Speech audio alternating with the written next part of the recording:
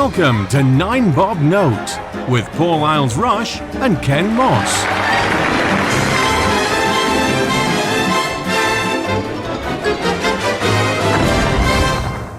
Good afternoon, everyone, and welcome to 9 Bob Note. I am Paul, the nice one. And I am Ken, the arsehole. That's good. We'll use that going forward. Ken, it's your turn, and I'm quite intrigued because you have your iPad in front of you, which means you've done some research for this week's episode, leaving me to sound even more ignorant than normal. But it's over to you. What have we got for this week? Clause 28. Oh. Yeah. Now, this is actually something that I've been meaning to ask about for a while, but it's been triggered today. I've been reading Sue Johnston's autobiography, and she made reference to this in a chapter I've been reading this morning. So I thought, right, I know we're recording today. I will ask this as the topic of the day. Clause 28, or Section 28, it was a series of laws introduced in 1988 by Margaret Thatcher's Conservative government. It was in effect from 1988 to 2000 in Scotland and 2003 in England and Wales. And it basically precluded the promotion of homosexuality as a sort of a family thing, or a promotion of homosexual activity as of any kind, really. It wasn't really as anything. But I don't think I need to read too far between the lines to think that probably caused a few problems. Now, bear in mind, this was part of the Local Government Act for 1988. So it wasn't, it didn't ban it across the country in public. But because, I mean, this is Section 28 or Clause 28, certainly Section 28, I think is more commonly referred to as.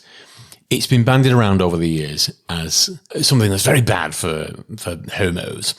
And Labour repealed it and this, that and the other. And there was a big deal about it, I remember at the time. But although it was pre-outage for you, you have researched a lot of things to do with gay history.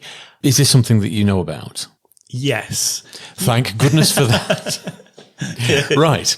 Well, it's over to you. Educate me. How did this affect gay society? Well, I think the way, as you said, it was in the Local Government Act. So the main way that it affected people was that you weren't allowed in school to make any reference to homosexuality as an alternative to the normal way of life, or as an alternative family situation. So when you were talking about people, I mean, obviously there wasn't equal marriage back in those days. When did civil partnerships come in? Was it 95? It was mid-90s, wasn't it? Was it? Because, well, that seems completely at odds with this Local Government Act. But it was the 90s, wasn't it? I'm not sure. Let's have an awkward pause. Yes. Pause while I consult. Oh, God, so the Oracle. The civil partnerships came into force on the 5th of December 2005. Oh, much later in the day than I thought. Right, okay. Yes. So obviously at the time Section 28 was brought in, there was no, two men wouldn't dream of thinking that they were allowed to get married. But it was completely, so teachers who were gay weren't allowed to talk about their partner. If you were talking about parents, you would talk about a mum and dad. So essentially, there was a generation of children who were brought up without any knowledge that gay people existed. So now, I mean, obviously, it's different now, but there is still, we still live in a heteronormative society where a man and a woman together is the majority. Just go and get a blowjob, gay boy. You clearly need one. Rude. See last episode for that reference. Yeah. But yeah, I guess for people our age, I mean, I don't remember it being brought in, but we weren't taught about stuff like that in school. And sort of looking back, it wasn't because people weren't gay back in those days. It was because they weren't allowed to teach us like that. I'd never thought about it. Today is the first time I've ever... I'm sorry, boys and girls, it is true. Despite my interest in politics, this is the first time I've really looked at what Section 28 is. And I've had trouble getting my head around it, that 1988, which is quite late in the day, really, for deciding that you're going to put an absolute ban on any sort of governmental civil service discussion of this or acknowledgement that it's a thing. And 2003, it was repealed, which is very late in the... I can't even begin to get my head around this. No, so up until 2003, no children were ever... It's not officially taught. Yeah, it's not even that they weren't allowed... Even now... it's not like, today we're going to learn about gay people. They do mention it. They talk about families, made up of different people. Before 2003, teachers were not allowed to even mention it or acknowledge that gay people existed. So people who had, a gay parent weren't allowed to, and if they brought it up, obviously they wouldn't have two gay dads because that wasn't allowed back then. And you did have it a lot in those days where you'd have a man and a woman would get married and have kids, and then one of them would come out. But the kid couldn't mention that in school, or if they did, that kind of thing doesn't go on. It was just against law. And I've spoken to quite a lot of the older generation of gay people who, for them, this was a massive, massive step back in a time when we were progressing. I mean, one thing that this was around about the time that the AIDS epidemic was really ramping up, of course, heading towards its peak, and so there was already the media was already filled with gay people are evil. Look, God has sent this cancer, the gay cancer, to wipe them all out. So we definitely can't mention it to the kids. What if they decide they are and they get AIDS? So yeah, but the fact that it was still around, actively suppressed. It's not something I've ever really thought about before. I mean, it wasn't mentioned at school. I never thought that. Looking back, I just thought of it as a different time. To be honest, sex education was. I don't know whether it's come on in the intervening years, but it was quite primitive. I seem to remember finding out when I was 7 from a reference book at the back of the class. And I said, gather round, children, look at what I found. And we were all horrified by this description of it was a very clinical description of what goes on.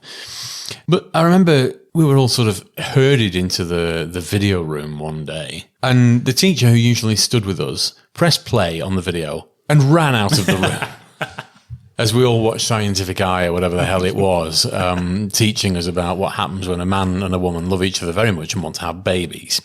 And of course, as we went to Catholic school, it was after they were married. After they were married, obviously. And it was all very chaste, and they shook hands, and then... Well, should we procreate? I think we probably should, Muriel. Yes. Oh God, yeah. I don't envy any of the teachers that have to teach that.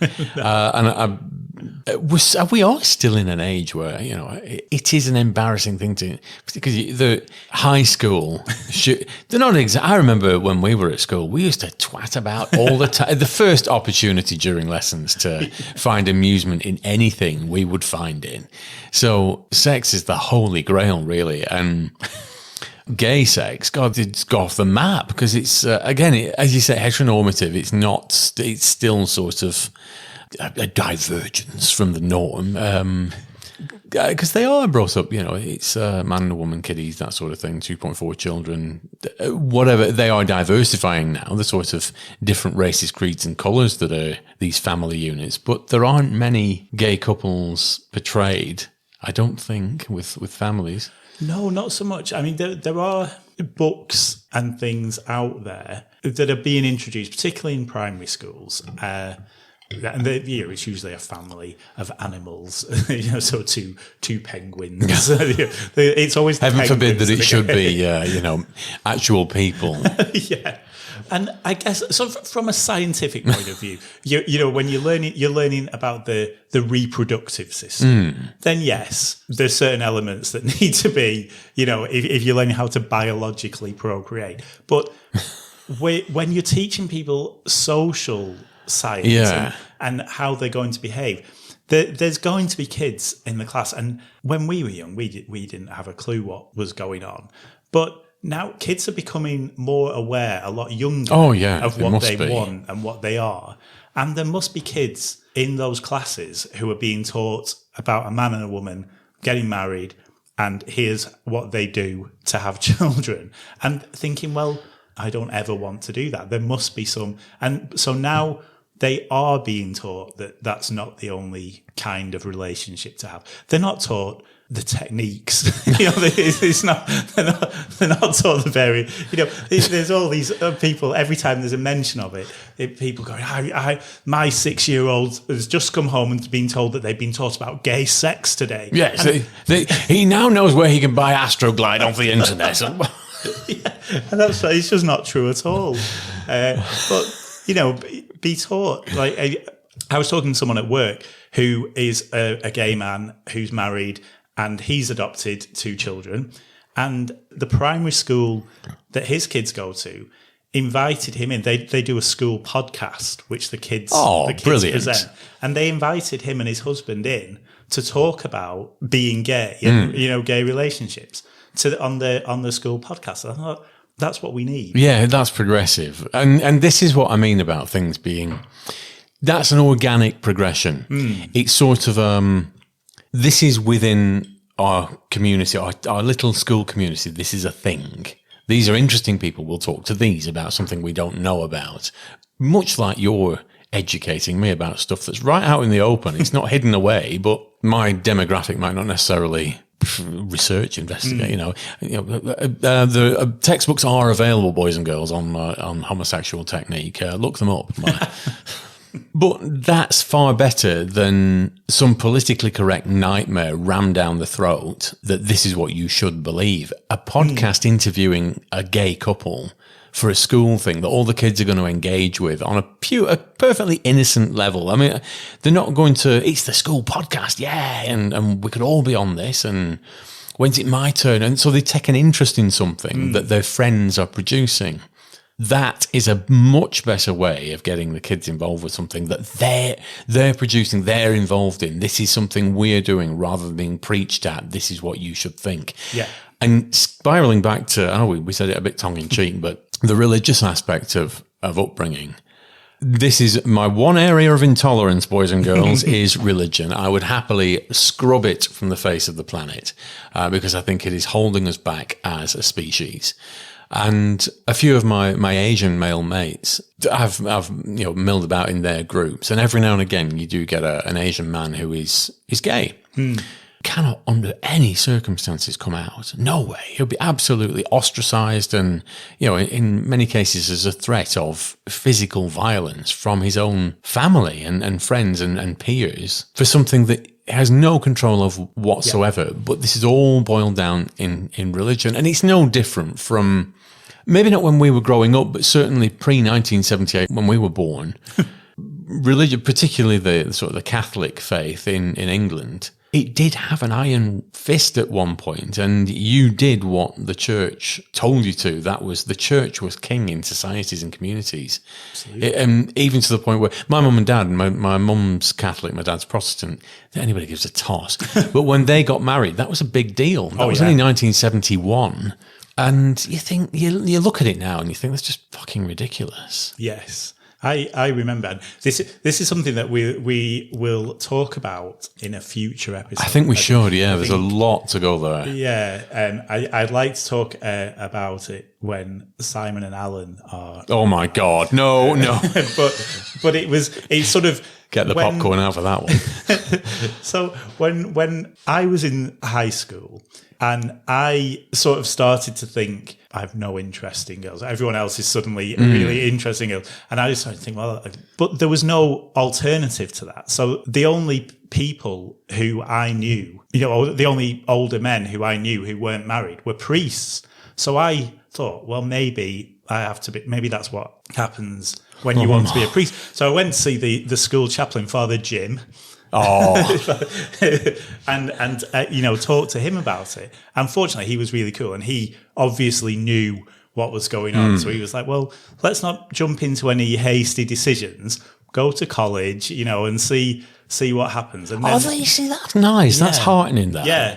But we just never been taught, and certainly at school and at home, where there was never any. Well, maybe this is the reason you're not interested in girls, because it was just so. Yeah, that's a bit of a weird thing. But also, I'll go on the religion thing. There was a presentation at work the other day as part of like a pride, and there was a guy on there who's Muslim, and he was telling a story about when he was younger, and obviously he wasn't out to his parents. And he used to bring boys back to his house and they'd stay over in his room. And his sister would be going mad saying, how come he's allowed to have boys over in his room? And his parents, blissfully unaware, were like, well, you have your friends over. And she was like, seriously? so yeah, it still goes on. Sad. That is something we can come on to in great detail in another episode. Yay. I don't know whether we've gone a long way off Section 28 or actually dive really deep into it. I don't know. I think we've done a bit of both. Yes. Should we rate this in feather boas? I think we should rate the fact that it's been repealed. And I'm going to steam in straight away with a 5. I like I say, today really is the first day that I've looked into it in any sort of detail. And I'm appalled it took as long as it did for that official line from the government to be repealed. I'm amazed that it was ever brought in that late in 1988, 20 years after... decriminalisation. Yeah. What's the name of the fella? Simon will kill me for asking that question. Wolfenden report, yes. So I'm appalled that was, although with you mentioning the AIDS context, I think that sort of lends context to why it was brought in. Doesn't excuse it, no. But yeah. So that's my view on it.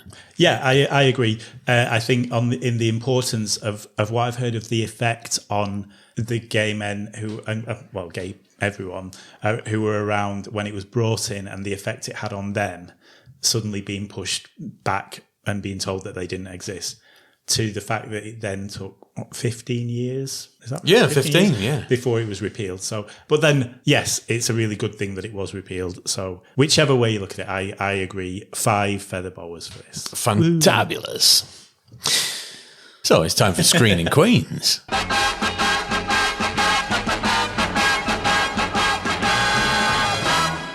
The other thing I can think of, only because it was sort of conspicuous by its almost absence, is It's a Sin, where it was just referencing that one scene where he worked in the library. That I hadn't picked up on until we did It's a Sin for Exton Moss, and I think, was it you or Simon brought it up, that it was just sort of Section 28 and move on? Yeah.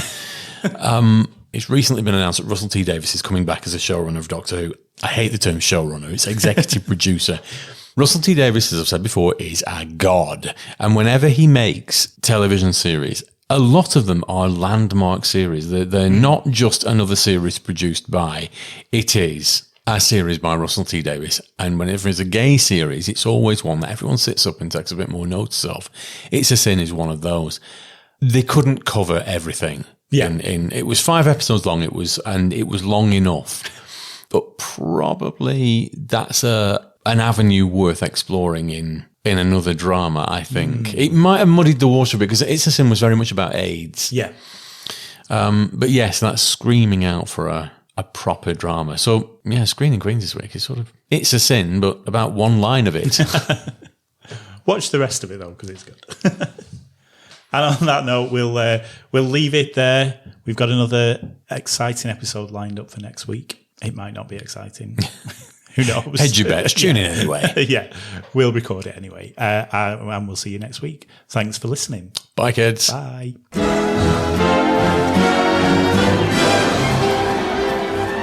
Nine Bob Note featured Paul Isles-Rush and Ken Moss. Title music was by Mark Scheiman, and the programme was produced by Maverick Productions.